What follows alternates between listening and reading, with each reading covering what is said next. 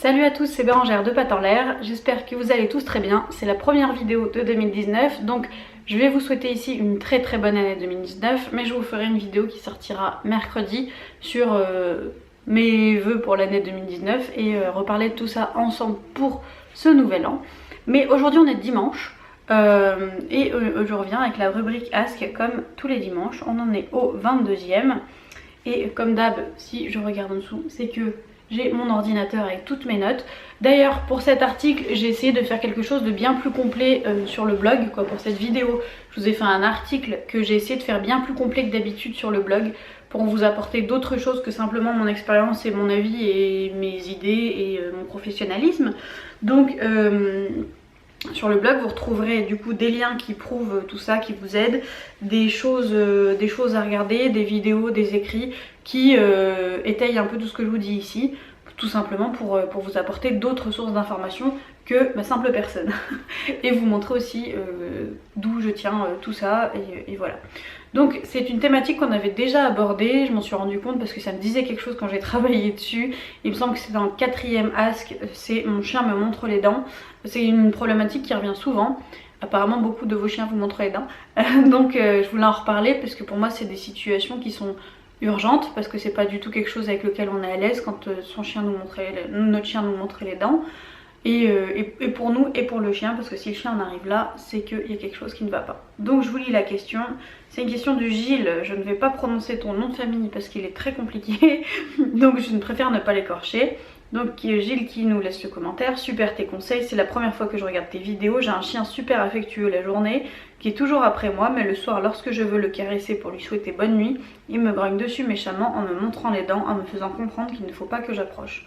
Je le gronde en haussant un peu la voix, plus je m'approche de lui et là il grogne de plus en plus fort, mais avec son museau, il me lève la main pour que je le caresse tout en continuant de ronfler. Je le caresse et il se calme. Peux-tu me dire ce qu'il faudrait que je fasse? Merci beaucoup. Merci à toi de ta question. En premier lieu, du coup je vais rentrer direct dans le vif du sujet. Le chien a des émotions qu'il exprime. En grognant, en étant joyeux, voilà, le chien est un être vivant en plus sensible, donc il exprime des émotions. Ton chien, quand il te grogne dessus, exprime clairement un malaise, une douleur, quelque chose qui ne va pas. Après il y a des chiens qui ont associé le ronflement, le grognement à quelque chose de positif, mais c'est quand même une minorité des cas, donc je parle là dans la majorité des cas. Le grognement est un signal d'alarme tout simplement pour montrer que le chien n'est pas à l'aise. Donc il est de notre devoir de respecter ça déjà. Déjà, voilà, ton chien exprime une émotion, donc on respecte cette émotion. Ensuite, ton chien te grogne dessus et tu as toi-même l'impression qu'il ne faut pas approcher et qu'il faut que tu t'éloignes. Le chien a une zone de confort et c'est là-dessus que du coup je vous ai fait mis une image qui vient du site hunt.fr. Donc ton chien exprime un inconfort, tu es rentré dans sa zone rouge, c'est-à-dire que le chien a 3 zones autour de lui, la zone verte où tout va bien, qui est la plus éloignée de lui, la zone orange où ça commence à titiller un peu et la zone rouge où là vraiment il faut pas s'approcher. Donc toi tu es entre la orange et la rouge, tu es dans la zone où le chien s'alarme, il te prévient mais il n'est pas encore passé à l'action. Donc vraiment, dans un premier temps, je te conseillerais tout simplement de reculer. Voilà, beaucoup de personnes pensent que reculer face à un chien, c'est un signe de faiblesse, de soumission. Mais non, en fait, c'est juste un signe de respect. C'est juste un signe qui montre au chien qu'on le respecte et qu'il a le droit d'exprimer ses émotions. Et si je peux me permettre un autre conseil, il y a une phrase que je vous ai mis aussi sur l'article que j'aime beaucoup, qui est... empêcher son chien, punir son chien parce qu'il grogne, c'est comme enlever les piles d'une alarme incendie. C'est-à-dire que le grognement, c'est un système d'alarme.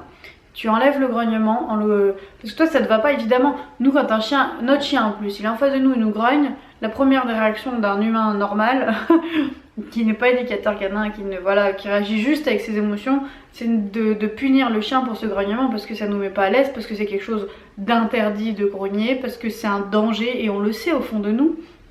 Mais on veut punir le chien pour ça.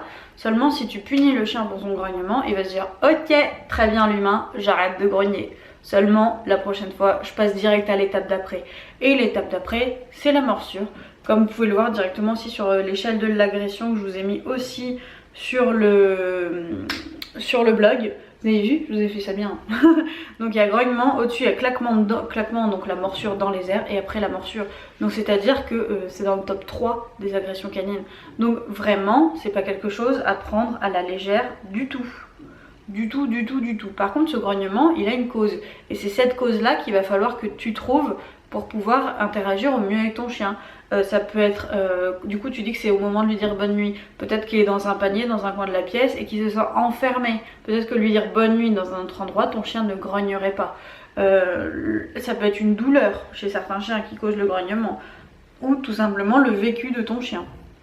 S'il a l'habitude, enfin je sais pas si tu as l'habitude de le grogner, si tu as, de le gronder, ou s'il y a quelque chose qui s'est passé pas top à ce moment-là ou quoi, ou les chiens qui grognent entre eux parce que bah y en a un qui s'est fait agresser dernièrement, du coup il se méfie de l'autre chien, du coup il prévient que c'est pas top. Enfin, il y a plein de causes au grognement et il faut que tu les trouves tout simplement pour la traiter. J'ai fini ma phrase. En premier lieu aussi, en second lieu, hein, premier lieu pour moi c'est t'éloigner parce que clairement ça ne sert à rien. Et essaye de t'éloigner, d'appeler ton chien. S'il a envie que tu le caresses, bah, il se laisse faire. Sinon, bah, laisse tomber, c'est pas grave. Si tu ne dis pas bonne nuit à ton chien en caressant. Moi, je sais que c'est pas tous les soirs que je fais des poupouilles à mes chiens pour le bonne nuit. Parce que je vois très bien qu'il y a des soirs, c'est fous-moi la paix, je veux dormir. Donc, en passant, c'est bonne nuit les filles. Voilà, tout simplement. Mais en second lieu, je te dirais du coup de laisser ton chien venir à toi. On n'est jamais autant sûr que le chien veut des caresses que quand c'est lui qui prend l'initiative. Caresse ton chien quand il en prend l'initiative, si toi aussi à ce moment là tu as envie d'un câlin avec lui. Mais voilà, sinon, bah tant pis, c'est pas grave. En deuxième aussi, il y a le test de la caresse. Là aussi, je vous l'ai mis directement sur le blog. C'est une vidéo qui montre qu'on peut tester si son chien a envie d'être caressé ou pas. Et ça, je trouve ça génial. Et c'est quelque chose que je fais inconsciemment maintenant. C'est-à-dire que moi, quand j'ai envie d'un moment câlin avec mon chien, des fois je me dis, tiens, je suis pas sûre qu'elle a envie. Du coup, je gratouille et puis j'attends de voir la réaction du chien. Si le chien revient vers moi, c'est qu'elle en avait envie. Sinon, bah tant pis, c'est pas grave. La caresse, ça doit se décider à deux. Ça doit, voilà, c'est le chien qui en a envie, mais nous aussi. Et à l'inverse, si nous on a envie de faire un câlin avec notre chien, il faut que le chien en ait envie aussi. On ne force pas à ça. Voilà. Ça ne sert à rien de forcer, que ce soit dans la douceur ou dans la violence. Ça ne sert à rien de forcer. Ensuite, observe aussi ton chien. Il y a ce qu'on appelle chez le chien, et là aussi sur le blog vous retrouvez vidéo et écrit, vous retrouvez les signaux d'apaisement chez le chien, qui sont le langage canin, les mimiques, les postures que le chien prend pour dire si une situation est, si dans telle situation il est à l'aise ou au contraire pas du tout. Donc on se sert de ces signaux pour observer si le chien il a envie de l'interaction. Pour un chien qui n'en a pas envie, par exemple, je sais pas, peut-être quand t'arrives, peut-être ton chien se détourne complètement. Il peut se lécher la truffe très vite, il peut se mettre à bâiller pour un peu soulager ses émotions. À étudier la réaction physique de ton chien quand tu t'approches pour le caresser. Regarde ça et regarde les significations, tu verras, ça t'apprendra beaucoup. D'ailleurs, en lien sous la vidéo, vous avez, si vous le souhaitez, le livre de Thury Drugas, le lien directement pour l'acheter, qui est les signaux d'apaisement. C'est tout simplement la personne qui a remarqué ces signaux et qui les a étudiés ensuite. Et elle a sorti un livre qui est de 1 pas cher, de 2 très facile à lire et de 3 un essentiel dans le monde canin. Donc ça pour tous les chiens c'est juste le top. Et puis évidemment l'éloignement pour moi c'est la base. Si tu veux que ton chien se sente à l'aise avec toi, respecte ses émotions. Donc s'il te dit je ne suis pas à l'aise, prends de la distance. Voilà, tout simplement. Écoute ton chien. Écoute ton chien. Et peut-être qu'il se met à vouloir des câlins après parce que il sait pas trop gérer entre ouh je suis pas à l'aise et en fait je prendrais bien des câlins, donc il essaye de faire un peu les deux en même temps. Mais pour moi la solution serait de lui dire bonne nuit dans un autre lieu, d'une autre façon, en lui laissant le choix en fait, en lui proposant et en lui laissant le choix. Voilà.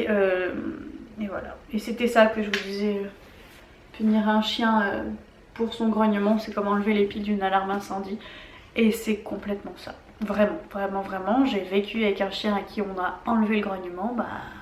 Après, il y a d'autres soucis neurologiques, mais il y a eu une attaque et c'était la bonne. Et du coup, rien pour prévenir. Voilà, quand on enlève les systèmes d'alarme du chien, pour dire ce qui est, mais comme nous, on a des systèmes d'alarme, le chien aussi, eh bien, il ne s'en sert plus parce qu'il a compris que se servir de ces systèmes-là, le grognement, montrer les dents, et il a compris qu'il fallait pas. donc il le fait pas, hein, mais c'est bien plus dangereux pour nous d'un chien qui n'a plus d'alarme, qui n'a plus de système qui prévient. Voilà. Le grognement, c'est pas... ça compte dans l'échelle de l'agression comme une forte agression, mais un chien qui grogne, si vous vous éloignez, il arrête de grogner. À moins que ce soit l'environnement autour qui fait qu'il grogne. Si c'est vous ou autre chose qui fait qu'il grogne, si vous enlevez cette chose-là de lui, il grogne plus. Plus besoin de prévenir, il n'y a plus de menace. Donc... avoir un chien qui grogne, c'est pas une mauvaise chose, c'est avoir un chien qui s'exprime et qui est assez équilibré pour s'exprimer avant de faire autre chose. Il faut pas oublier que, parce que nous on voit nos chiens tout mignons, tout doux, tout gentils, mais faut pas oublier qu'un chien reste un chien et que le risque zéro n'existe pas, même avec son propre chien. Donc vraiment, faites attention et arrêtez le conflit. Voilà, parce que si... pour nous, on voit pas ça comme un conflit, parce que nous on veut juste caresser notre chien. Mais notre chien, non. Donc notre chien, il voit ça comme un oh, fous-moi la paix. Fous-moi la paix. Donc il va vous le dire une fois, deux fois. Et il y a un moment, ben, si en plus vous vous punissez pour le fait d'avoir dit que ça suffisait, et ben alors là, il passera à l'étape supérieure directement. Donc voilà, j'espère que je vous ai appris des choses dans cette petite vidéo. Non pas petite, 12 minutes. Hein. Mais je vous rappelle que sur le blog, du coup, le lien est juste en dessous.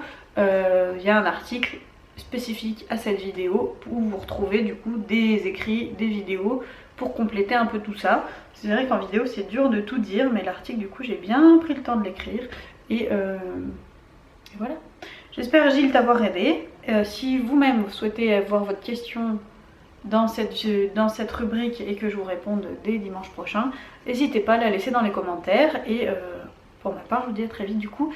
Et petite chose aussi, je vous le laisserai dans la barre d'informations.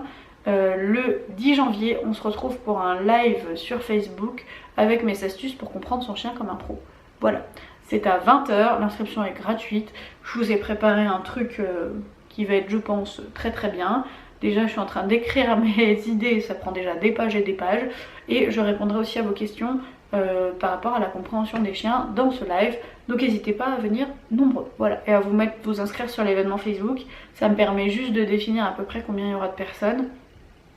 Et voilà, voir un peu si je peux faire des choses en live avec vous, comme des petits exercices ou pas. Du coup, je m'arrête là.